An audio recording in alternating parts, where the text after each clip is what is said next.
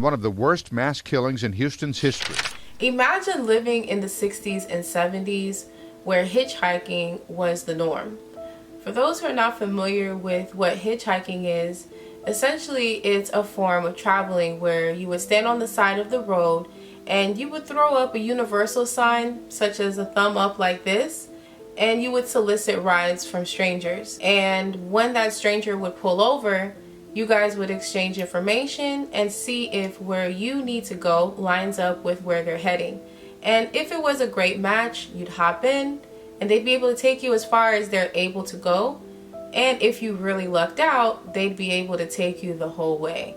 So a lot of times hitchhikers would have to solicit rides from numerous people before they would end up at their final location.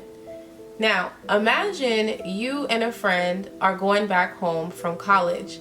You don't have vehicles and your family can't come get you, so you decide to hitchhike. After some time, both of you end up getting rides back home. The only problem is, you get home, but your friend, they never made it. This is unfortunately what happened to 18-year-old Jeffrey Conan. He disappeared on September 25th, 1970. His disappearance, along with several others, would be the beginning of a killing spree that would send shockwaves through the nation. This is the story of Dean Corll, aka the Pied Piper, aka the Candyman.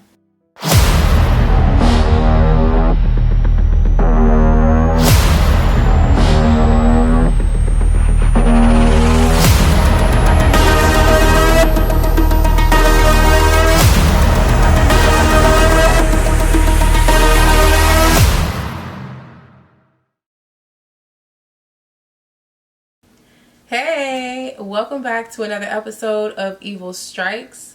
I am your host, Boujee Hustla, and this is a Boujee Hustla production. If you're new to the channel, Evil Strikes is a new series that I've started where I come on camera and share a true crime case while beating my face. Ooh. Bars? Yeah, we're definitely using that.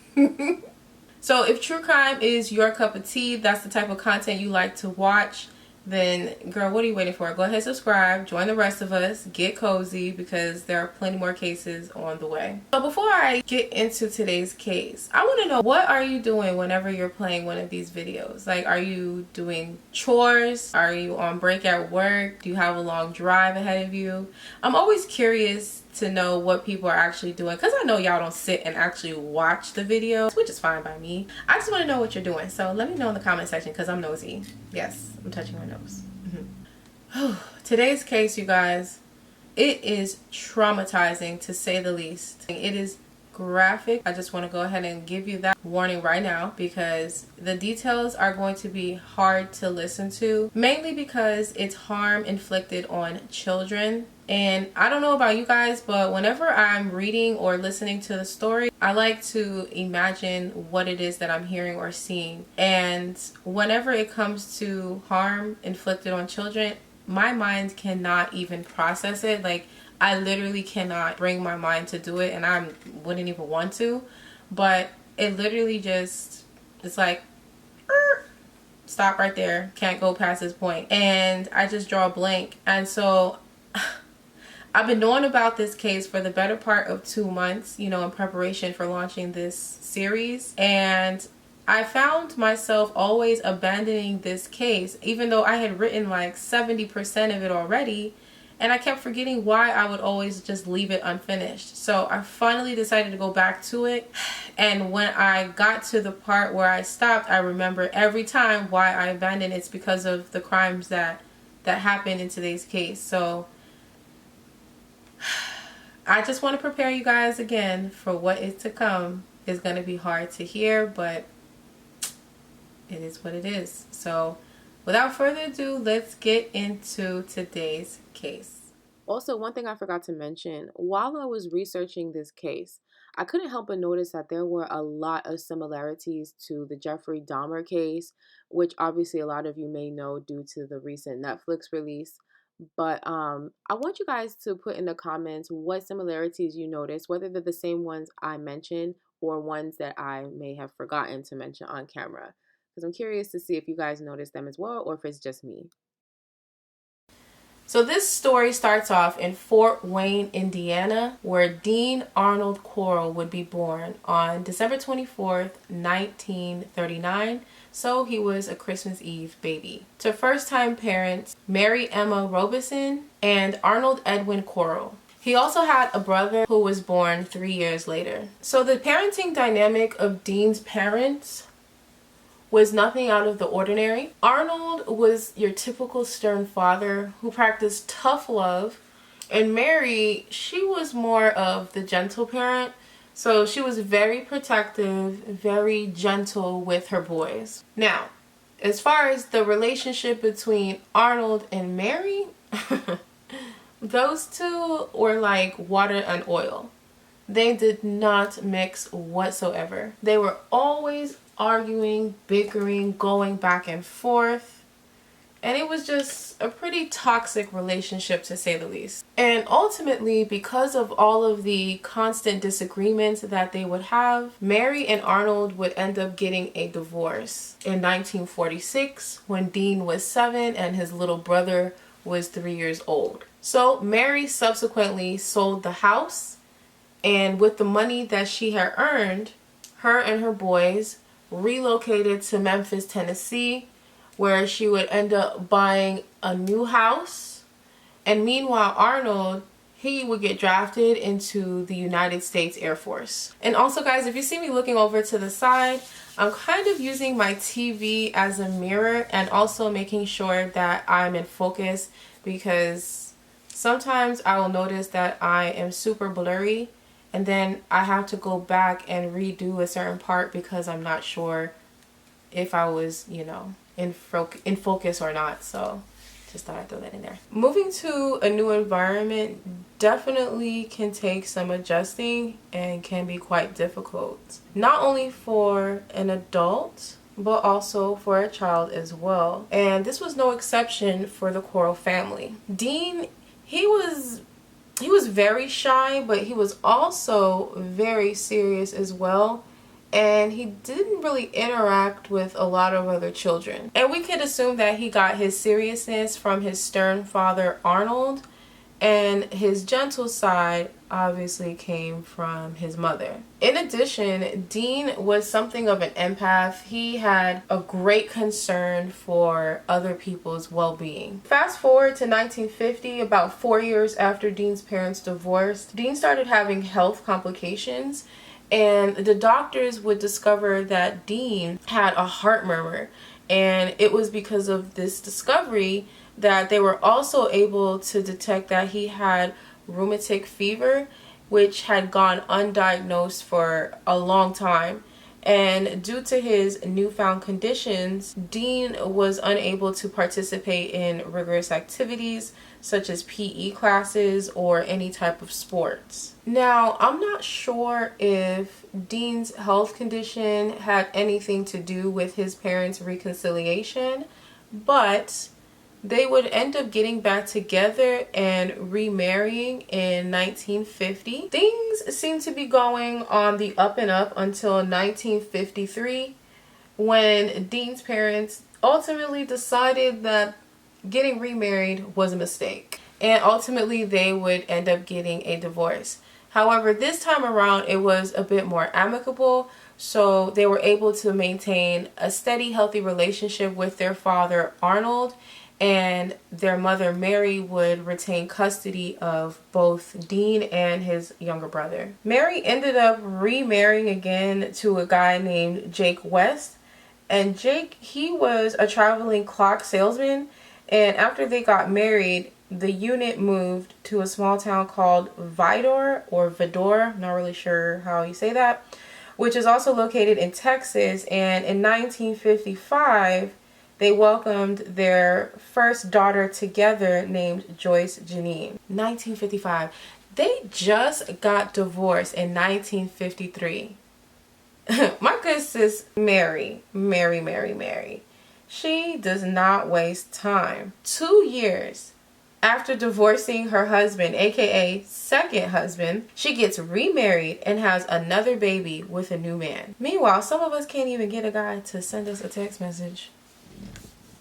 But I digress. So the West family is living their life in Vidor, Texas, and things are going so well that they decide to open up a small family-owned candy company. And the whole operation would be run right from home. See, they even understood back then how valuable it was to have a work-from-home job. So now a teenage Dean is hustling, okay? He's working day in, day out, and if he's not at school, he's at home with his brother managing the whole back end while their stepdad Jack is out making the sales. So Dean and his brother, they literally wore all of the hats of the back end to this company.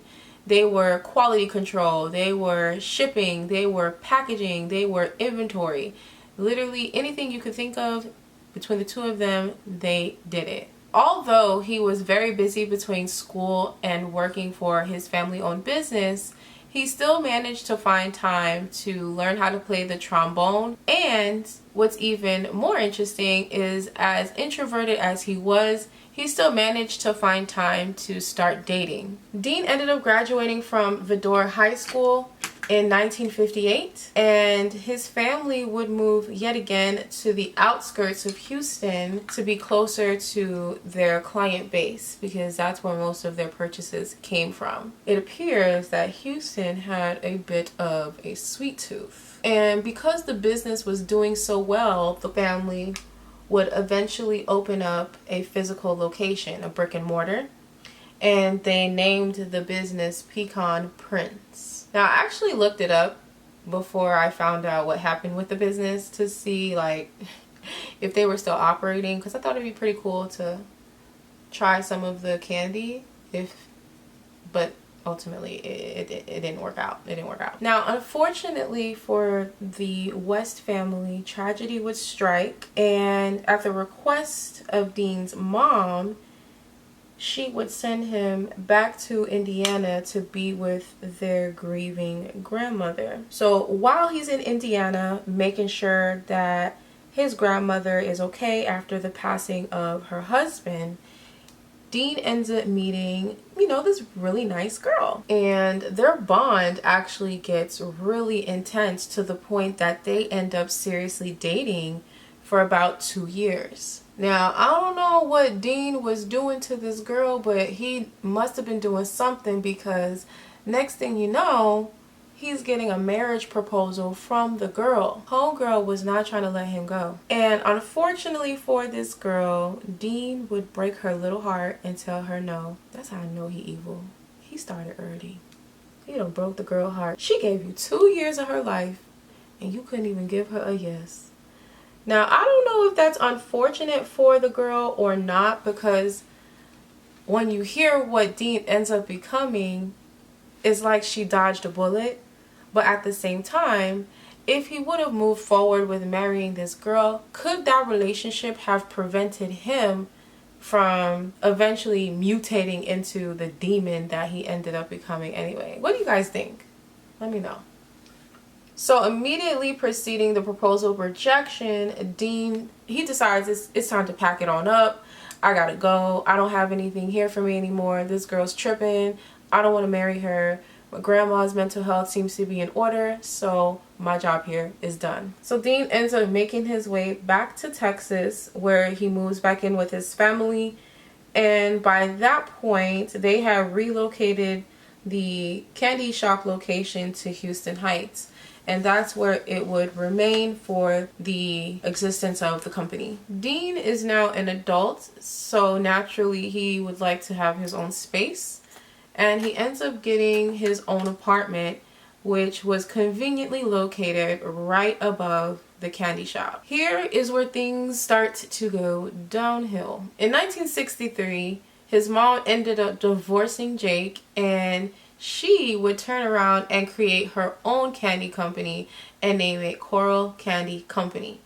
So for the remainder of this story, I may refer to it as Triple C or CCC, because that is honestly a mouthful. Now, the loyalty lies with mom, right? So naturally, Dean and his younger brother Stanley would throw up the fingers and follow suit. And this is where Dean was appointed vice president of the newly formed candy company, and his little brother Stanley would be the secretary. So once they have their positions appointed, they start running the business, and to be honest, things were going very well for CCC until one day Mary gets a complaint. Now you're probably thinking it's something to do with the quality of the candy or an irate customer.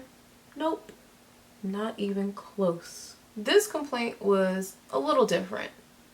Actually, a lot of different. And the complaint was coming from a young teenage employee. And once Mary heard the complaint from this young teenage boy, she literally looked at him like he had 3 heads. Like, she could not believe what this little kid was telling her. So the underage boy was telling Mary that he was receiving an uncomfortable amount of sexual advances from a fellow employee, and they would occur during several of his shifts. And apparently this wasn't happening to just him, but also other employees as well. And the accused employee would turn out to be none other than the vice president of CCC, Dean himself. So of course, Mary naturally thinks this boy is lying for several reasons. For one, she feels he might be trying to get some money out of her, you know, some kind of extortion jig or something like that.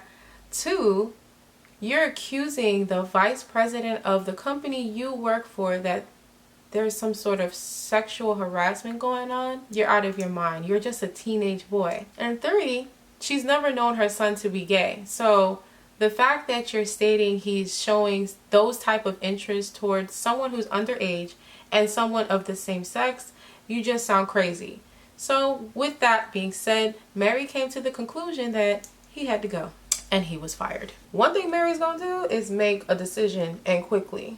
She does not waste time, as we already learned earlier when she left her husband for the second time. So a couple more months go by, and Dean is now 24 years old, and he ends up getting drafted to the United States Army on August 10th of 1964. So while he was in the Army, he was very unproblematic. He did everything he was supposed to do, even though he hated being there. And he hated it so much that he devised a plan that was going to get him sent back home, and expeditiously. So what did Dean do? He applied for hardship discharge, claiming that his family really needed his help back at home with the family business, which they really didn't.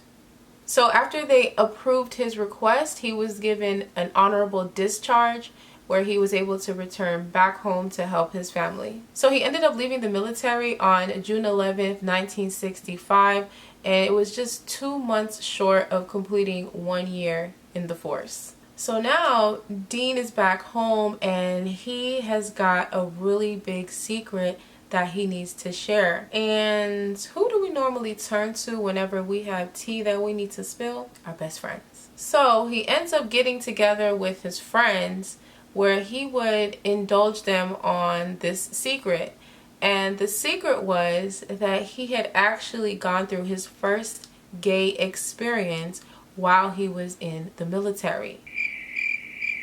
That's how his friends were looking when he shared the news with them, and they didn't really believe him at first, which is kind of odd because I don't know what planet they were living on, but here on Earth, straight men don't just tell people that they're gay and then go into further detail by telling them about the gay experience unless they're actually gay. So essentially the military showed Dean who he really was. So now that Dean had expressed his secrets, his friends actually started picking up on his mannerisms changing, because they knew when he went to the military he was acting a certain way, but when he came back he really wasn't the same Dean that they remembered. And in particularly, they noticed that his body language was different whenever he was in the presence of boys, specifically underage boys. And that's when his friends started to believe that maybe Dean was telling the truth and that he's actually gay.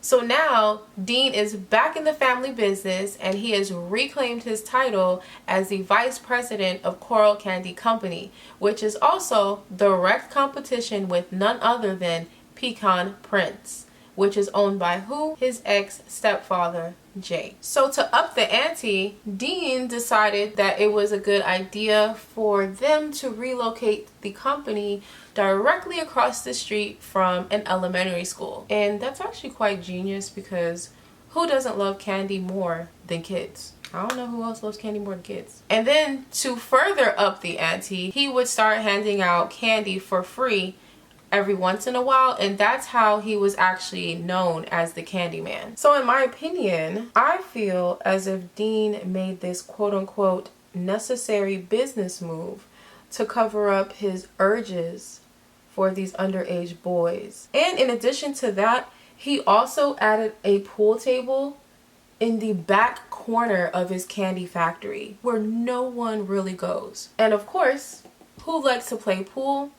Boys. You see where I'm going with this, right? And I believe that he placed this pool table there to attract all sorts of boys so that he could cherry pick who he wanted down the line, which is just sick. But the way he tells it, it's for the community to come together and for his employees to access as well. And that's also his designated spot to hand out the free candy. Dean is all types of calculated. I don't care what anyone says. Now, so far, I mentioned a few similarities, which I can no longer remember, but one of the biggest similarities to the Jeffrey Dahmer case is that both of them had gone off to the army in their early 20s, I want to say, and both of them had a thing for younger boys.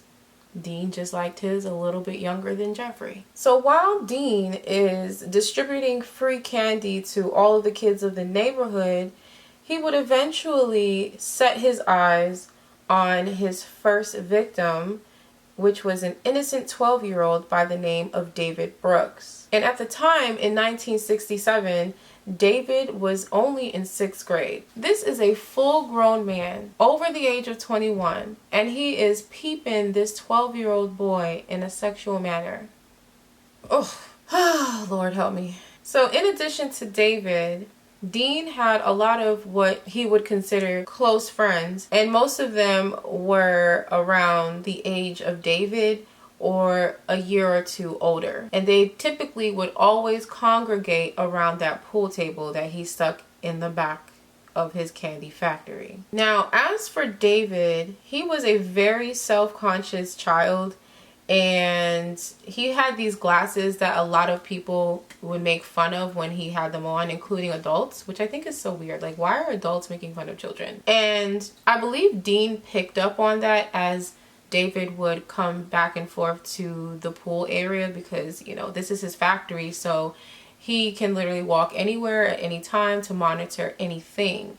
And of course, he would spend a lot of time near that pool table, and that was just something that he observed. And I feel like he utilized that to manipulate David into feeling more comfortable with him so he could start grooming. So if you're unfamiliar with the term grooming, the easiest definition that I can give you would be like a manipulative behavior that abusers who are normally adults would use on their victims, who typically are much younger than they are, so that they can gain their trust. And then from there, they would be able to coerce them into doing things that may not necessarily be the most appropriate. And in most cases, that would include sexual activity. So basically exploiting them. And in turn, this would lower the risk of the abuser actually getting caught. So another thing that David was known for outside of handing out free candy to underage children, specifically boys,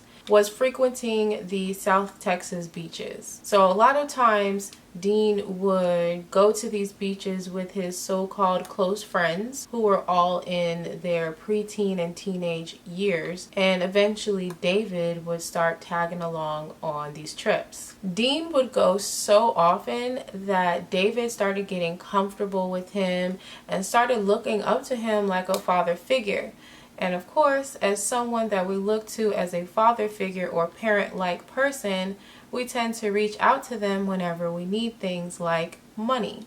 So without hesitation, Dean would in fact give David money whenever he was short on cash. Man, Dean, he was just quick to give David whatever he wanted. And eventually, Dean would succumb to his sick urges, and these payments that he would give to David, he would start telling him that he can no longer give him the money unless something else is done. And basically, he would start paying David to give him fellatio. So while Dean is out here catering to these young boys and also bribing his now new muse David, Corll Candy Company is failing, and they're failing miserably. But of course, Dean didn't care because he was too busy chasing after these preteen and teenage boys. And as a result, it was a domino effect. And Corll Candy Company would end up closing down on June of 1968. So now that Dean is unemployed, he realizes that he needs to find a new job. And not because he needs to sustain life, but because he needs to continue supporting his inappropriate relationship with David and his sick habits that he has with the other teenage boys of the community. Ugh. So eventually he would land a job as an electrician with Houston Lighting and Electric Power Company. So you're probably thinking, where are David's parents during this whole interaction? Well, David's parents unfortunately were divorced, and his mother lived about 90 miles away.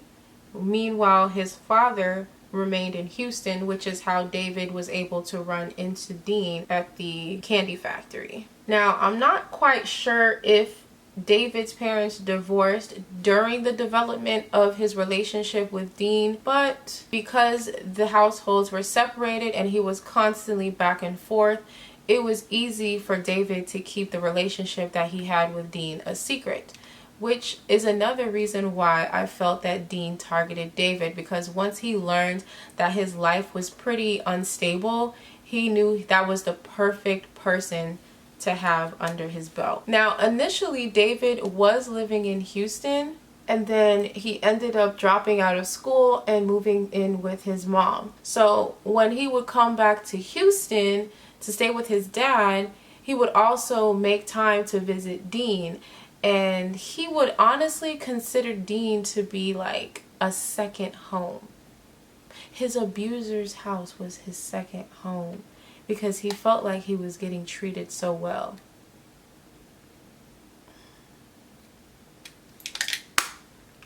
Now, before David dropped out of high school, he ended up reconnecting with a friend of his who was one class below him. And this friend also plays a major role in today's case. Elmer Wayne Henley Jr., who I will refer to as Henley for the rest of this case, he came from an abusive family. His father was a heavy drinker, and as a result, he was also very abusive. That abuse would extend to not only his wife, but Henley and his 3 younger brothers. And although the relationship was very toxic, Mary fought hard to make sure that all 4 of her sons exceeded well in school. So they were all model students.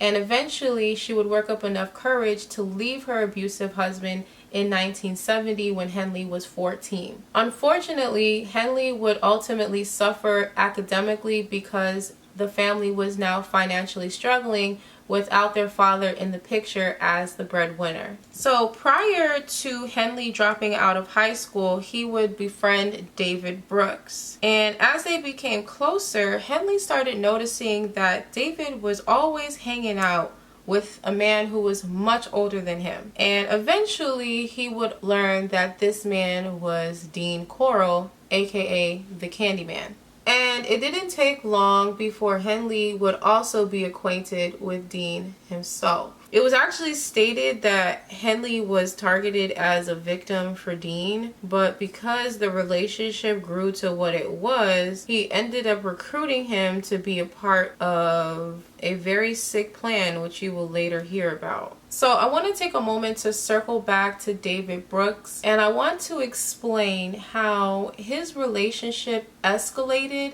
from being a father-son dynamic slash sexual relationship to actually being an accomplice of Dean's. So David's initiation into Dean's sick circus was actually on accident, and Dean was actually very embarrassed by said accident. But that's also when he realized the power that he had over David, and that's eventually how he got lured in. So Dean was in his apartment one day with two young boys, presumably victims, and they were strapped up to what was later described as a homemade torture board of some sort, and they were in the middle of something when David popped up unannounced. Dean was so embarrassed that he had to make some proposition with David to keep him quiet. So he basically made him an offer that he couldn't refuse, and he told him that he was gonna buy a car.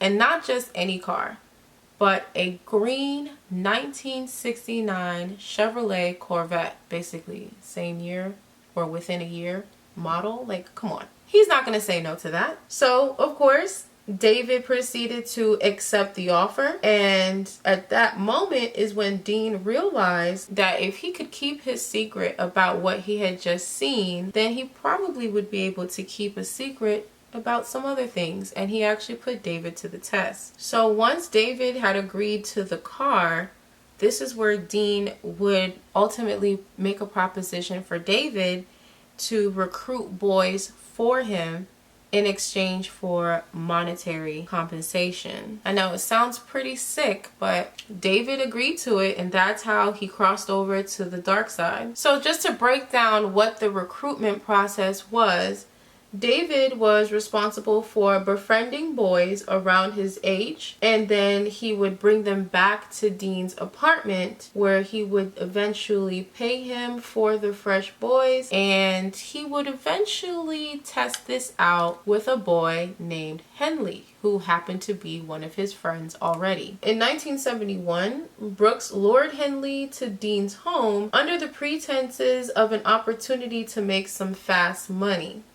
But in actuality, there really wasn't any money to be made, at least not the kind that he was thinking. But when Henley got to the house, Dean switched it up real quick last minute. He just decided, you know what? He actually could be useful. And instead, he proposed the same offer that he gave to David to Henley, where he would pay each one of them $200 per fresh boy that they brought back to Dean as a second recruiter, which meant that Dean didn't have to go out with David to recruit the boys, and Dean could hang back at home and just receive his shipment. I know, this sounds crazy, right?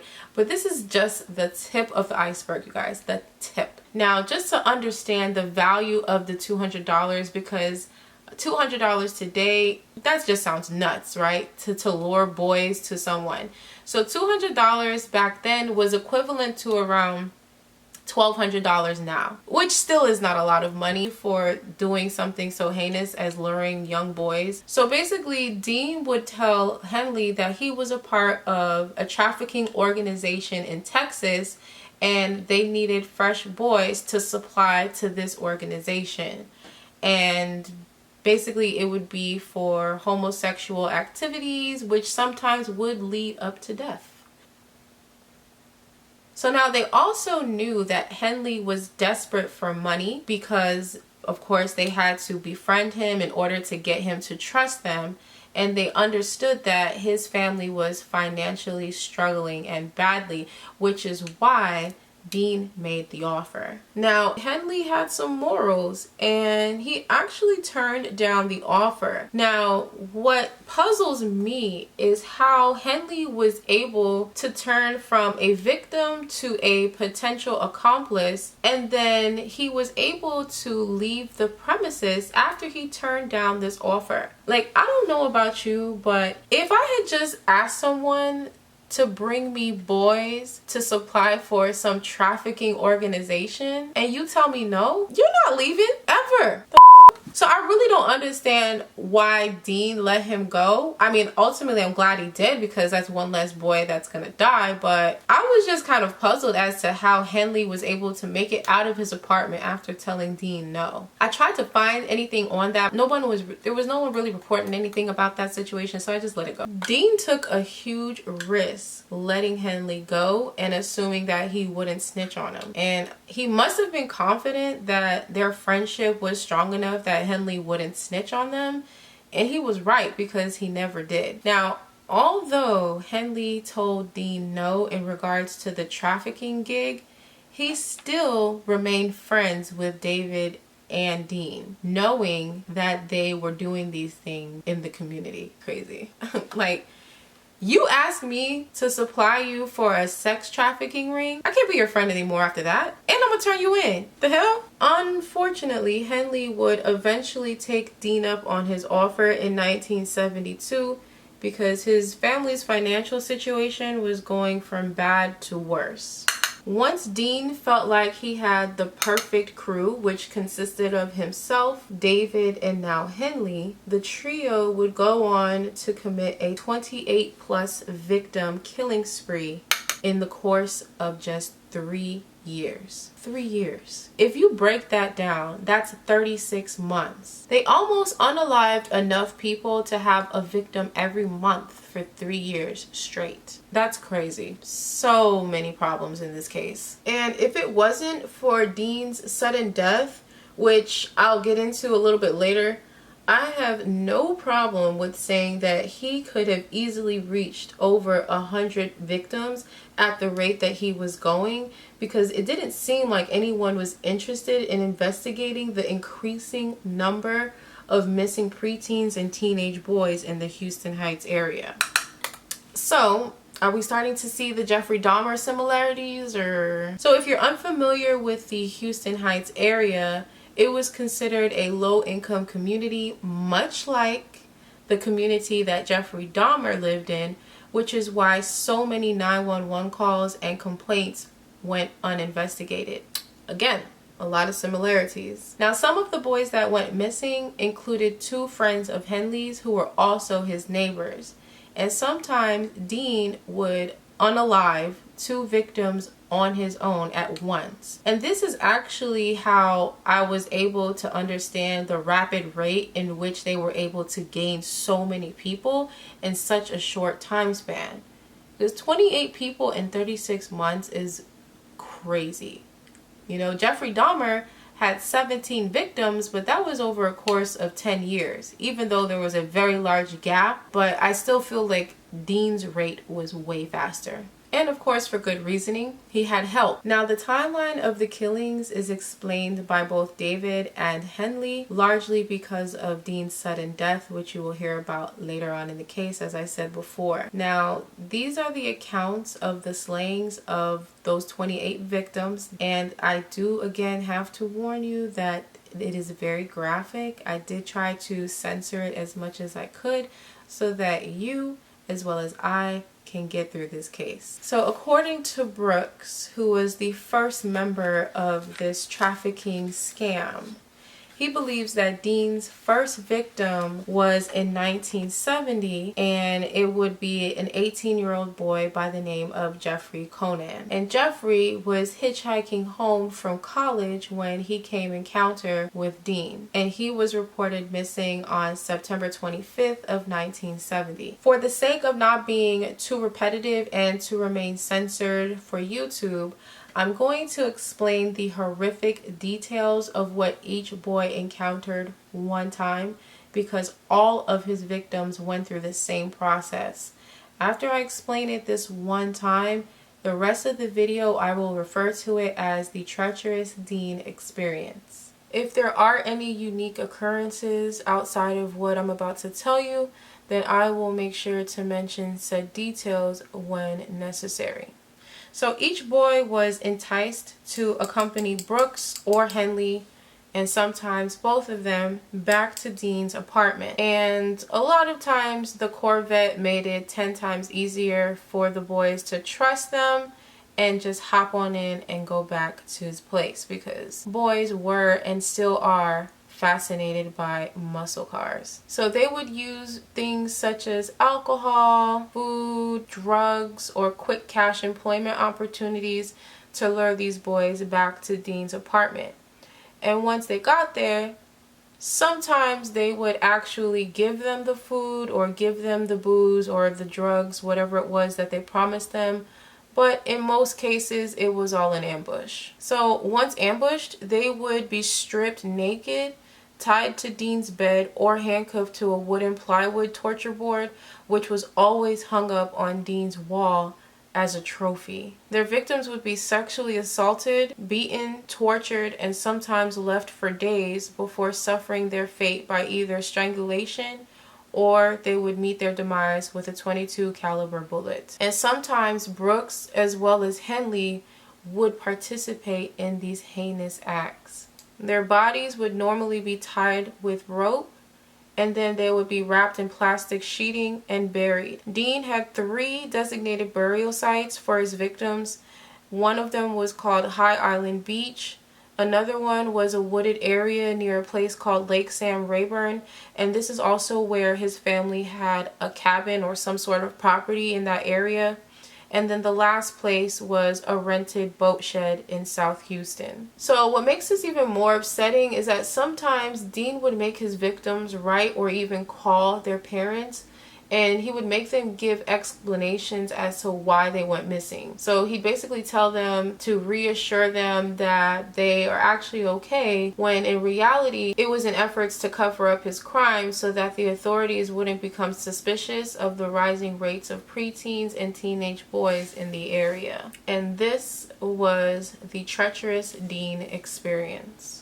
So during the 3-year killing spree, Dean would move around several times, making sure to always live in or near the Houston Heights area, as that was basically his breeding ground. So on December 13th, 1970, David lured 2 14-year-old boys named James Glass and Danny Yates away from a religious rally in Houston Heights to Dean's apartment. James was a friend of David, and he'd been to Dean's place before. Both boys were tied to opposite ends of that board that I mentioned earlier, and they would both subsequently go through the treacherous Dean experience. Both boys were buried in the boat shed that Dean started renting just 1 month before. So 6 weeks later, on January 30th, 1971, 2 teenage brothers, Donald and Jerry Waldrop, would also cross paths with David and Dean.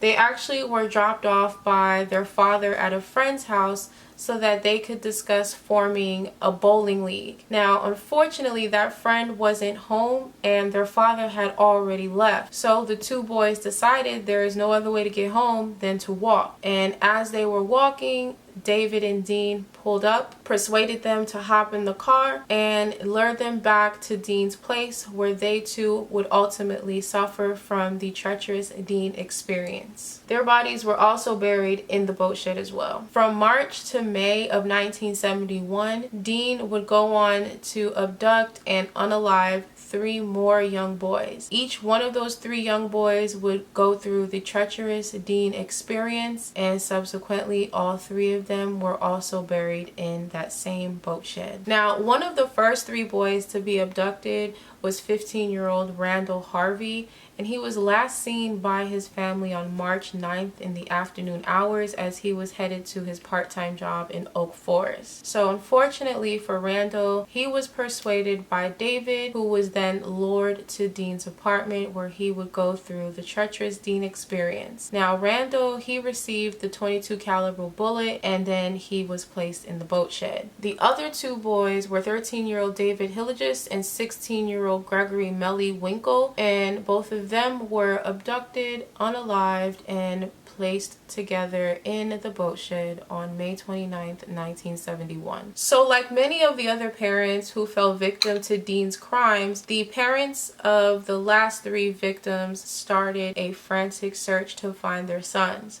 They were looking for volunteers anywhere they could get them because the police department wasn't really doing much to help out. Sounds like another similarity of Jeffrey Dahmer. So one of those volunteers would end up being 15-year-old Elmer Wayne Henley Jr., aka Henley. Now Henley, he was actually a lifelong friend of Hilligus, and I hope I'm saying the name right. So he went ahead and grabbed some flyers to post those reward posters all over town, and basically he would try to comfort the parents and say there had to be an explanation as to why he just went missing all of a sudden. So on August 17th, 1971, both Dean and David would run into yet another victim, Reuben Watson Haney, who was also a friend of David's, as he was on his way home from the movies. So for Reuben, David had persuaded him to come back to a party, which obviously did not exist, back at Dean's place, in which Reuben agreed. And when he got there, he was ambushed, assaulted. You know how the treacherous Dean experience goes. And then after that, he was also added on to the growing pile of bodies in the boat shed. In September of 1971,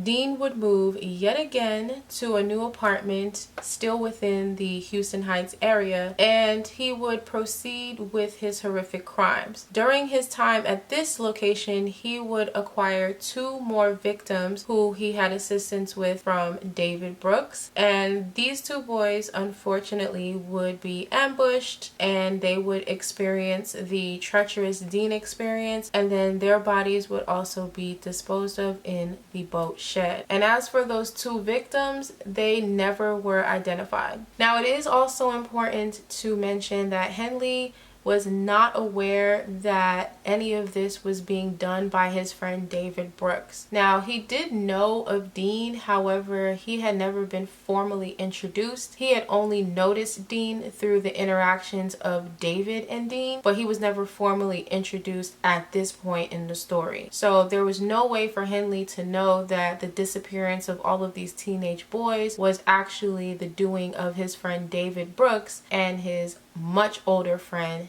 Dean Corll. So in the winter of 1971, David would finally formally introduce Henley to Dean. Now, it is to go without saying that Henley was initially supposed to be a victim for Dean, but for whatever reason, Dean saw something in Henley and ultimately changed his mind last minute and offered him a position with the duo to abduct teenage boys and bring them back to Dean for the trafficking ring of Texas. Now, again, Henley had declined that offer, but later on he would accept it. So Henley stated that his first abduction that he participated in was while Dean had lived at an address on Schuler Street, and that was around February of 1972. And this is also where Dean transitioned from participating in the abductions to waiting on the victims to be delivered by Henley and David. So ultimately, Henley would replace Dean out in the field, aka the abduction field, and Dean would remain behind. I know this sounds crazy. I know it sounds ridiculously crazy. So during Henley's first abduction, he would state that him and Dean went out looking for a boy, and once they found one, they had persuaded him to come back to Dean's place under the pretenses of smoking marijuana. Now, of course, this boy didn't hesitate, and he accepted the offer, hopped in, and headed back to Dean's place with Henley. So they get there, and what this boy didn't know was that Dean and Henley had a whole skit prepared. Dean provided the boys with the marijuana in which they would start smoking, getting high, having a good time. And then a few minutes into the smoke session, Henley saw a pair of handcuffs on the table, and he picked them up and he would place his arms behind his back and handcuff himself and basically turn into Houdini and show this kid a magic trick. And in a few moments, he'd have his hands free with the handcuffs hanging in his hands, like as if to say, I just showed you a great magic trick, you want to give it a try. And so he gives the boy the handcuffs, and the boy proceeds to do the same thing. He places the handcuffs on his hands behind his back, but then he realizes that he can't get free. But what that boy also didn't know was that Henley had a secret key in his back pocket, which is how he was able to free himself. So once the handcuffs were secured on the victim, Dean would pop up all of a sudden and he would bind and gag the victim. And Henley was under the impression that he was getting ready to be sent off to the traffic ring in Texas, where he would then perform acts and possibly lead to death.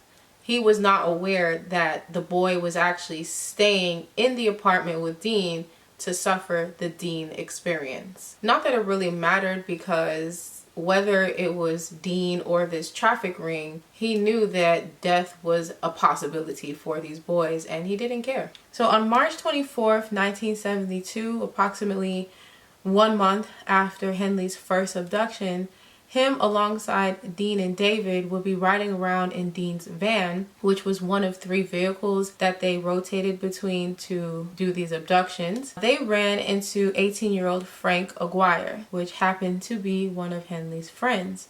So once they spot him, Henley summons Frank on over and says, "Hey, we're going back to his place and we're going to drink some beer and smoke some weed. Do you want to join?" And without hesitation, Frank says yes. So he follows them back to his place. So he actually had his own car, but all other victims hopped in with them. So he gets back to their place and they make good on their offer. They give him the beer, and then they also give him some weed, and they're just smoking, having a good time. And at this point is when Frank notices a pair of handcuffs on the coffee table. So he reaches over and he asks, like, what are these handcuffs for? So I guess that must have pissed off Dean, because next thing you know, he rushes Frank, and within one swift motion, he takes the cuffs, pushes Frank up against the table, puts his arms behind his back, and has him cuffed in like seconds. So everything all of a sudden just stops, and everyone is just looking stunned how fast the situation escalated. So Henley, he's freaking out like, "Hey bro, like, what are you doing?" Because this is his friend. Again, Henley was under the impression that Dean was taking the boys that he recruited on his own, or that him and Dean discussed before going out, and taking them to this trafficking ring. So he's not aware that his friends are not off the hook yet. Henley genuinely thought that him and the boys were just gonna head back to Dean's place and enjoy each other's company over some ganja and beer. And unfortunately, he would be absolutely wrong. So Dean is looking at Henley like, you know, shut up type situation.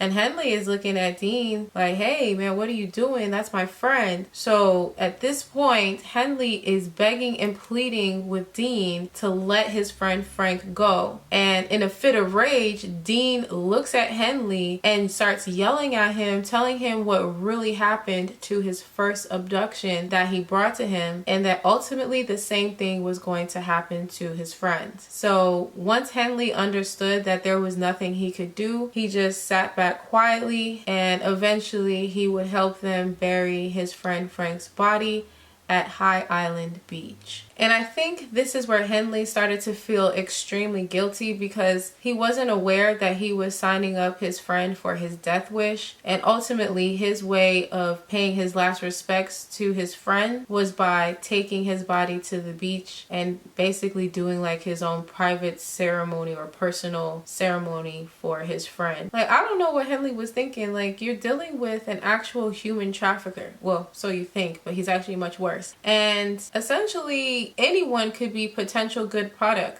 including your friends. I believe that the death of Frank Aguirre really affected Henley, because he truly didn't believe that he was a victim for Dean's traffic ring, which ultimately was just Dean's personal ring. For the remainder of the crimes that happened at the Schuler Street address, Henley would turn into something sadistic. And here is an example of what I mean. So Dean was planning to move out of his Schuler Street location by June 26th, but not before completing one more abduction. So Henley, David, and Dean would go out hunting for more boys, and they would come across 2 more by the name of Billy Balch and Johnny DeLone. And they just so happened to be previous employees of the Coral Candy Company. David would later tell police that both boys went through a majority of the treacherous Dean experience. However, Henley was the one to finish off the boys. So he would start off by strangling Billy, and while he was in the act of doing that, he pulled out his gun and yelled out, "Hey Johnny," and got the attention of the other victim. When the other victim looked over his way, he pointed the gun at him and shot him in the forehead. Ultimately, Johnny did survive that gunshot. However, he continued to beg and plead for his life, but Henley was showing no remorse, and he finished him off by strangulation. And then both boys were buried at High Island Beach. So, needless to say, I think that Frank's murder definitely played a role in how evil Henley became. It's already bad enough he agreed to kidnap boys for a sex trafficking ring. Now that he knew that no boy was off limits, he just became a whole nother person. As you can see, this was pretty much a rinse and repeat process for the trio. But what I'm about to tell you next is literally going to send your wigs flying. And if you don't wear wigs, you might even go flying after you hear this. So up until now, I have explained the horrendous cycle that this trio has put a number of boys through.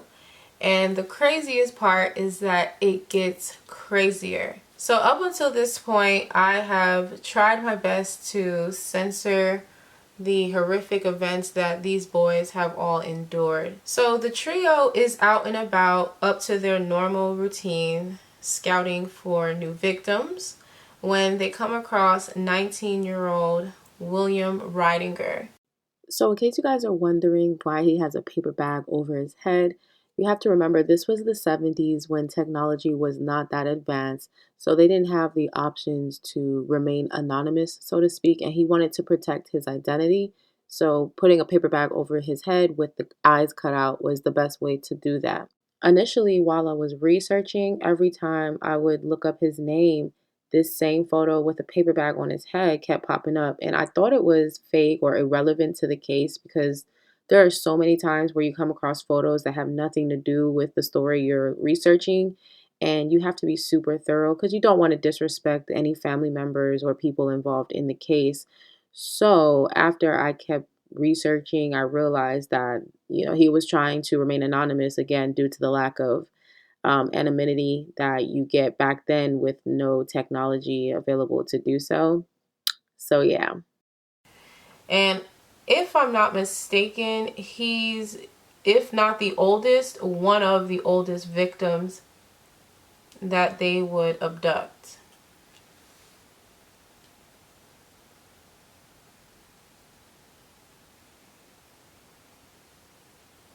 So William, much like the other boys, would be persuaded to come back to Dean's place, where he would be gagged, tied, and ultimately go through the treacherous Dean experience.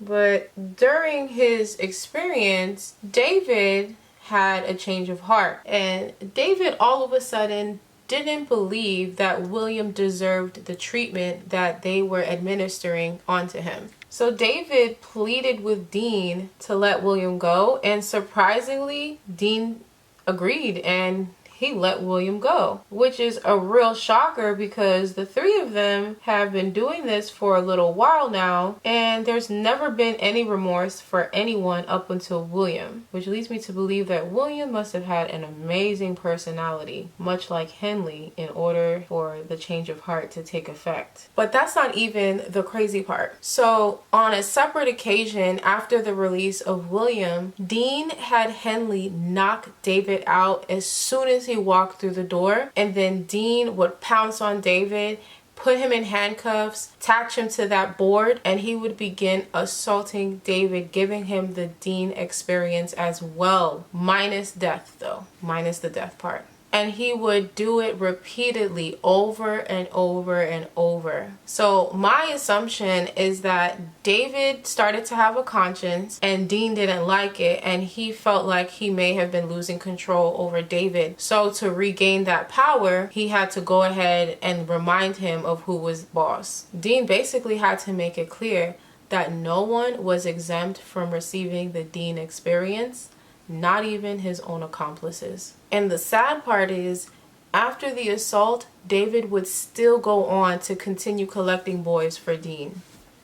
That is insane. He violated you and you still went back out. But I know there's a terminology for it. I just can't think of it right now. This whole story is just messed up. So after the David ordeal, Dean would move yet again, and at this new location between February and November of 1972, the trio would go on to abduct 10 more boys between the ages of 13 and 19, and unfortunately they would all go through the Dean experience as well. At this point, like I said before, the operation was a rinse and repeat. Abduct, lure, torture, unalive. Rinse and repeat. And they just continued doing it. There was literally no flaws in their system because they were so successful with getting these boys to their house. And law enforcement is just turning a blind eye to the whole situation. So those 10 would be divided into 2 separate burial grounds. Half of them were buried in the boat shed, and then the other 5 would be buried at High Island Beach. Like, my brain literally cannot process all of this that's happening, let alone participate in something like this. And they continued on with these crimes for 2 years. Well, a total of 3, but this far in the case it's been about 2 years. So fast forward 2 weeks, on January 20th, 1973, Dean would move to his new location and he would pick right back up from where he left off, starting with 17-year-old Joseph Lyles. Now, Joseph Lyles was a friend to both David and Henley, but it wasn't mentioned that David or Henley had participated in the abduction, which would lead me to believe that Dean just wanted to do this by himself. And unfortunately, he would also suffer the same fate like the previous victims. So Dean would only stay at this particular location for 2 months before he picked up and left again, and he would move to a residence on Lamar Drive in Pasadena, and this is actually the same address that his father used to live at. And in Pasadena is where the remaining crimes would take place. So since the Joseph abduction, both David and Henley would admit that they were unaware of any other abductions that would have occurred from February 1st to June 4th of 1973. They believed that this was due to a condition that Dean had called hydrocele.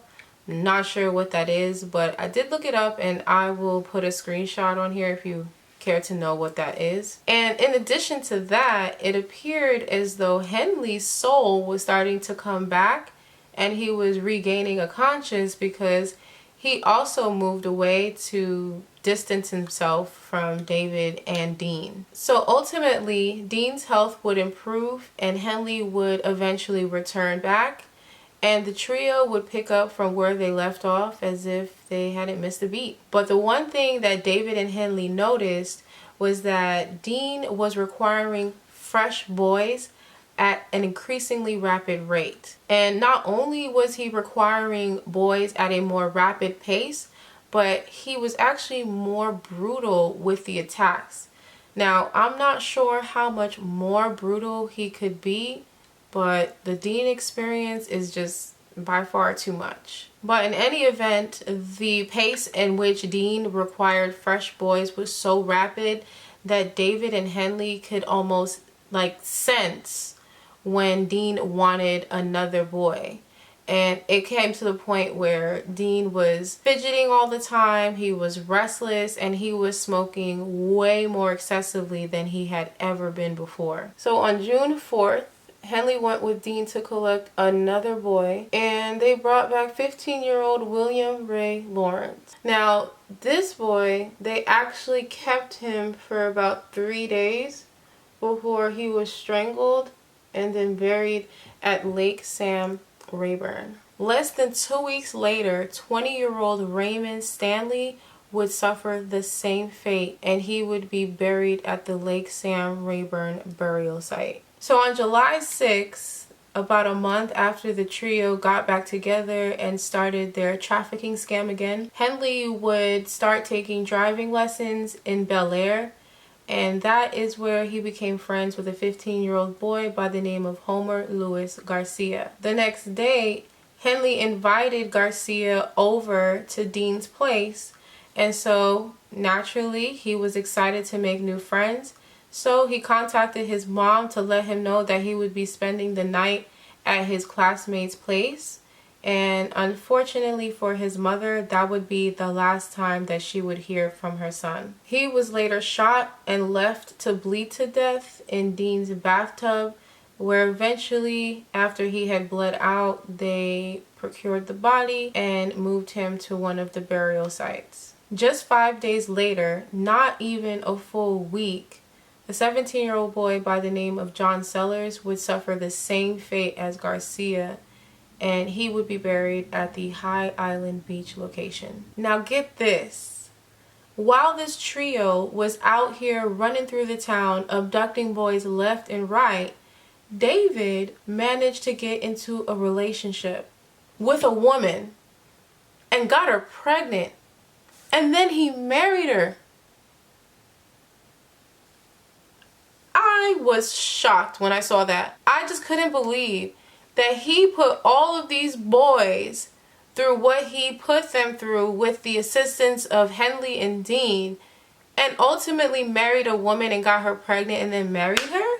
What? Y'all, right. I know. You're just like, what? I know you are. I know you are. So David would go on to marry his woman in July of 1973. So he's out here starting his own life, and as a result, he's unavailable for Dean to keep the supply coming, which meant Henley would now be his only abductor. So during the week of July 19th through July 26th, Henley would go on to abduct 3 more boys for Dean. This is definitely definition of increasingly rapid. And one of those boys would happen to be 15-year-old Michael Balch, who was the younger brother of Billy Balch, who they also abducted.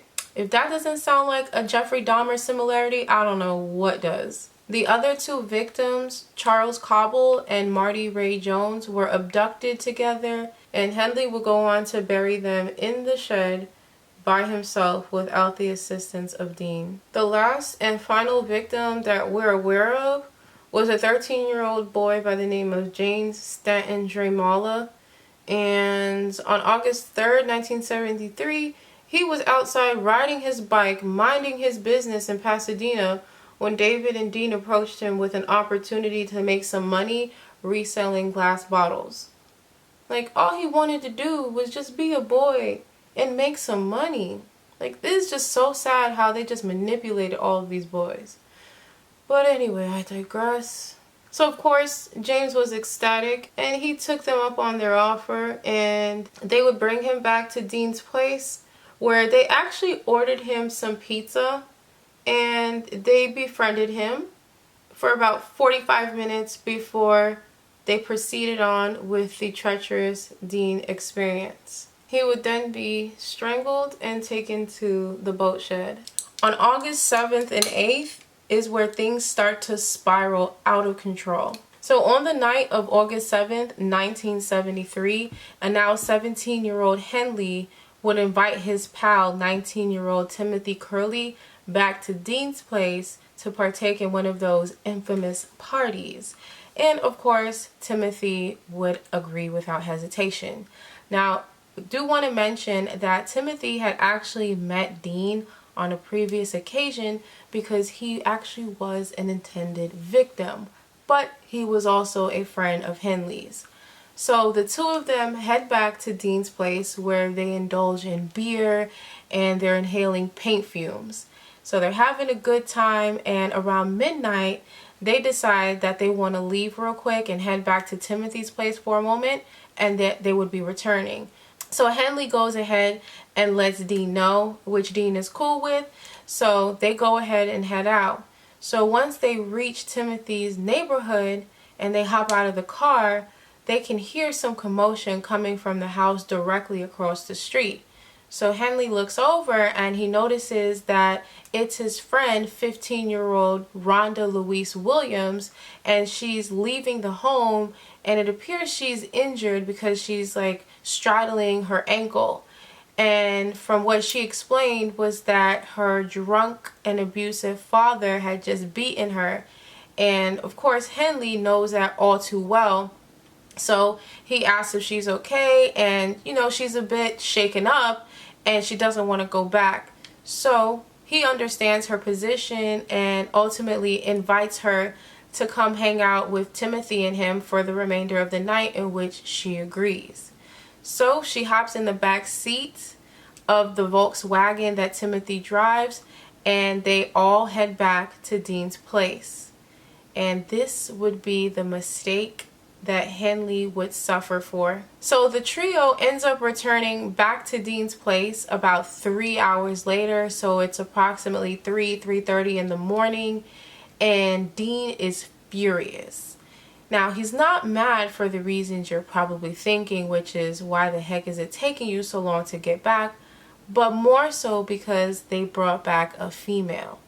Dean wanted absolutely nothing to do with the feminine species. And Dean made it very clear to Henley in private how pissed off he was at Henley for bringing that girl amongst the group, and how he quote unquote ruined everything. So Henley tried explaining the situation to Dean, letting him know like, hey, you know, it was just a spur of the moment. We saw that she was in need, she was injured, and she was beaten by her father, and she didn't want to go back with him. So it was safer for her to come with us. And honestly, we didn't think that it would be an issue. So after hearing out Henley's plea, Dean decides to calm down. And as a peace offering, he would provide ganja and beer to the group. And so they are indulging, they are getting drunk off their behinds and getting high in the clouds.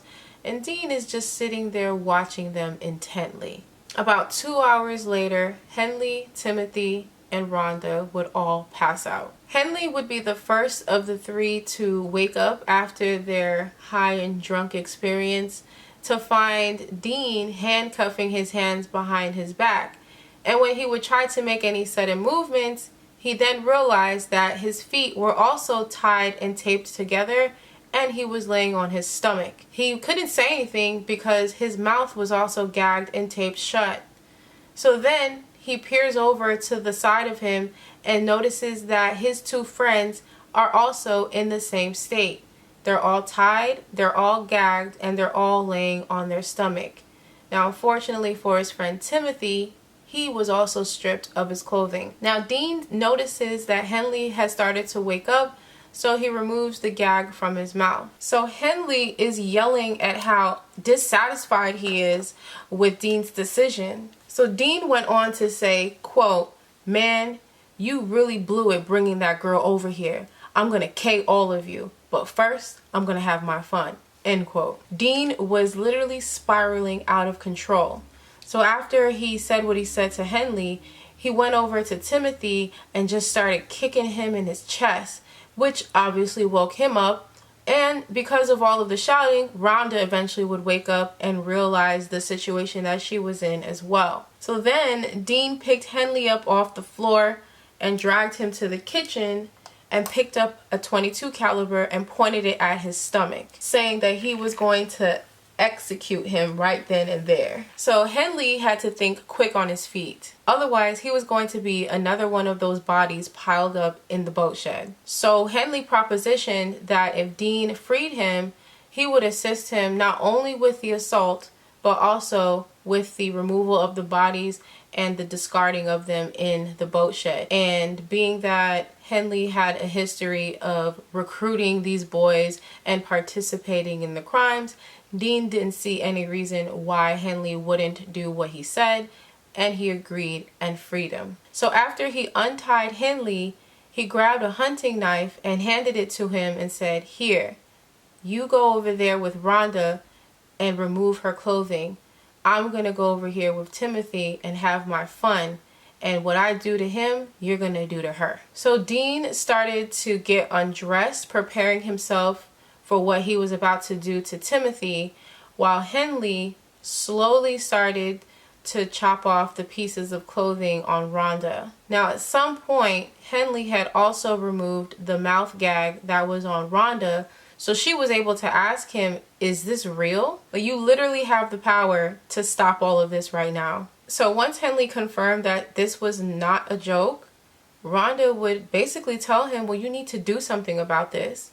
And so again, thinking quickly on his feet, Henley approached Dean and asked if he could take Rhonda to a separate room. And Dean was lost in the sauce. He was not worried about what Henley had going on because he was busy doing what he was doing to Timothy. And so Henley is infuriated because now he's being ignored. So then he remembers the gun is on the table and he grabs it and points it at Dean. So he's now holding this .22 caliber gun, the same gun that was pointed at his stomach just a few minutes ago. And he's yelling at Dean. And he says, quote, "You've gone too far, Dean. I can't go on any longer. I can't have you kill off all of my friends." End quote. This is where Dean snaps out of his trance, turns to Henley and starts taunting him, basically daring him to shoot him because he knows that Henley doesn't have it in him to do it. So Dean keeps advancing at him and Henley keeps taking a step back. And of course, this would go on for a few more seconds before Dean would ultimately try and lunge at Henley, and then he would let off one fire and it would hit him in the forehead. Now, surprisingly, that didn't kill Dean. It did slow him down dramatically, however, and Dean still kept coming for Henley, in which Henley then let off 2 shots, which hit him in the left shoulder.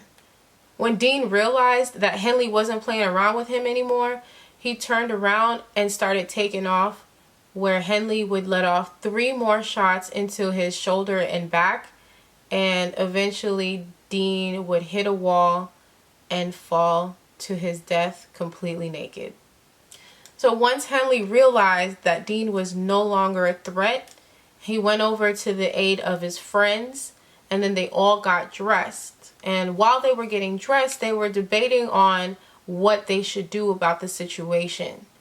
Henley, who was clearly terrified, decided that they should just leave and wait until someone figures out that Dean's missing or they come across his dead body in his apartment. However, Henley's friends ultimately decided that wasn't a good idea and that they should just go ahead and call the police. So without hesitation, Henley agreed with them and they went ahead and called the police department and waited in Dean's apartment until they arrived. And this was probably around 7 a.m. It was super early in the morning, but for them, late. So while they're waiting for the police to arrive, Henley ended up coming clean to his friends about his participation in his past crimes with Dean. He even admitted to Timothy that he's lucky that he was his friend because he could have gotten $200 for him, in which Timothy would later tell the police in an interview.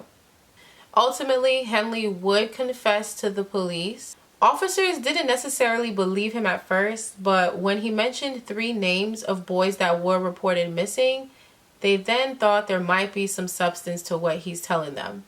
Henley even agreed to help the investigators locate the buried bodies of the victims. And in my opinion, this is also another similarity to the Jeffrey Dahmer case because he was very forthcoming with the information regarding his crimes, just like Henley now is in this case. Although Henley is not the mastermind, it still kind of ties in the same way with Jeffrey Dahmer.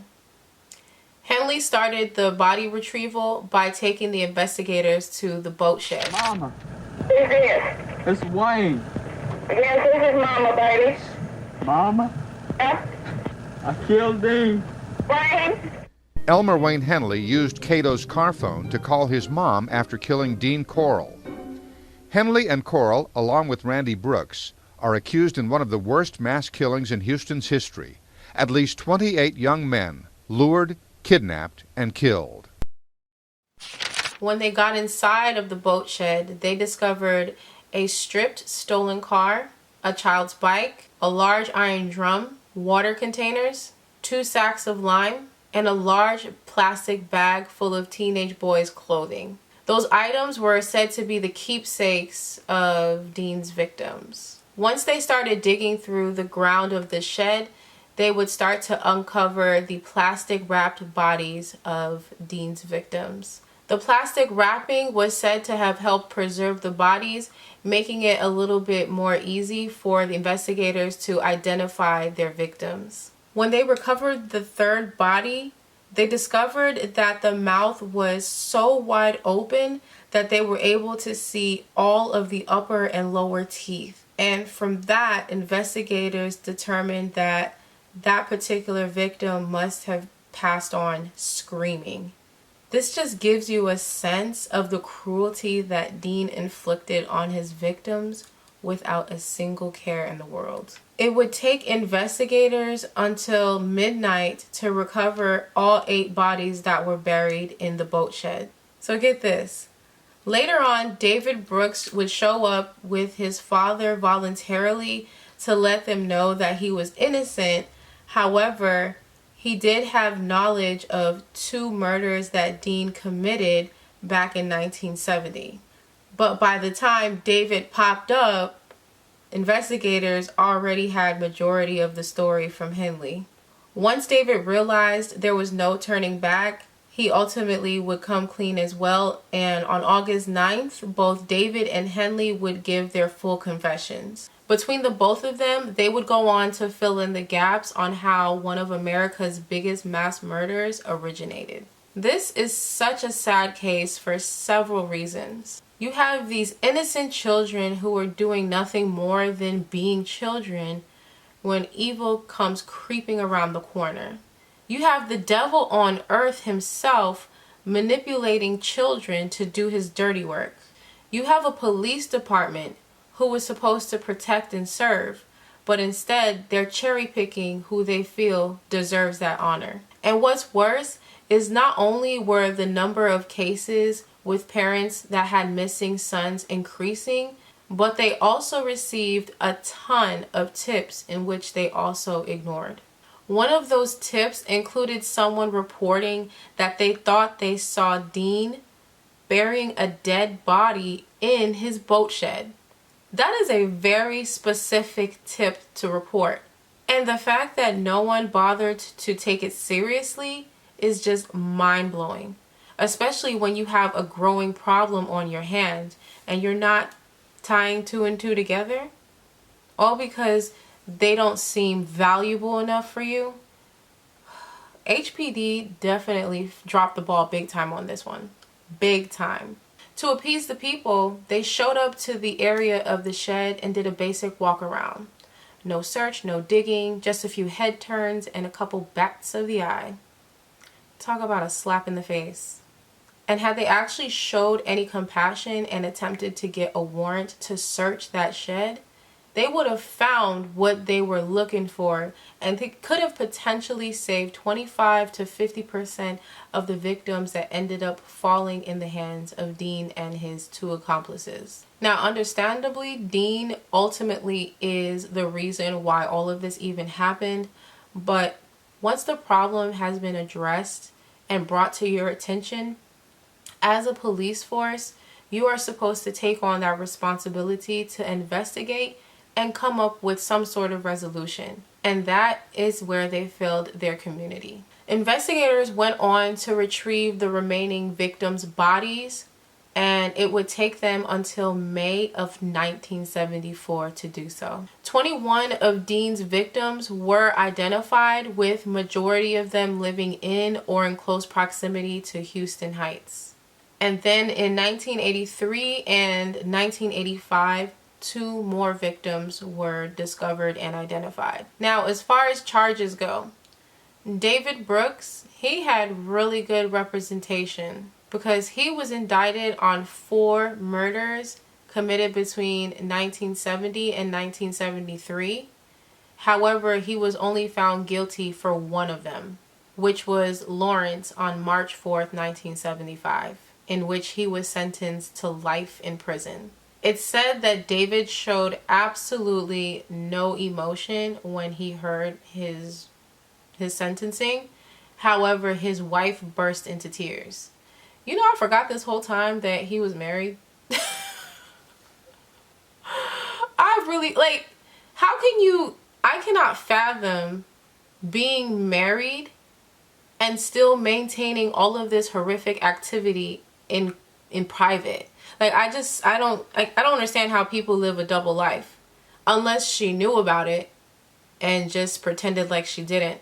Because I really wonder, how did she think he was making all of his money? Because remember, he was getting paid $200 per head, which is equivalent to like $1,200 in today's money. So he's making good guap for what he's doing, essentially, I guess. I don't even think about that. On June 27th, 1979, Henley was convicted of 6 murders and he was sentenced to 6 99-year terms. As far as the death of Dean, he was not found guilty for that, as they determined it was self-defense. David served his life sentence at Terrell Unit, which is near Rasharon, Texas. As he got older, he started having health issues, and ultimately, May 28th of 2020, he would pass away from COVID-19 complications at the age of 65. As for Henley, he's serving his life sentence at the Mark Stiles units in Jefferson County, Texas, and he will be eligible for parole in October of 2025. So that will do it for today's video, you guys. I know it was a lot to unpack, and I'm just glad I'm finally done with it, because I never want to hear about this case ever again. I just cannot imagine the horrific. I can't. My heart is weighing super heavy now that I've heard all of this all over again. And I don't know, how do you guys feel now that you've heard the whole story? Do you think that the police department failed the families and those boys? Do you think that Dean would have become a different person had he said yes to the woman who asked him to marry her? And said, let me know your thoughts down in the comment section regarding today's video. I hope you liked today's makeup look on a more positive note. And if you have a case suggestion that you would like to submit, all you have to do is go to the description box. I now have a Google form. All you have to do is click the link and it takes you right to the Google form for you to fill out. And as always, don't forget to subscribe, share, and like. And I will see you in the next episode of Evil Strikes. Take care.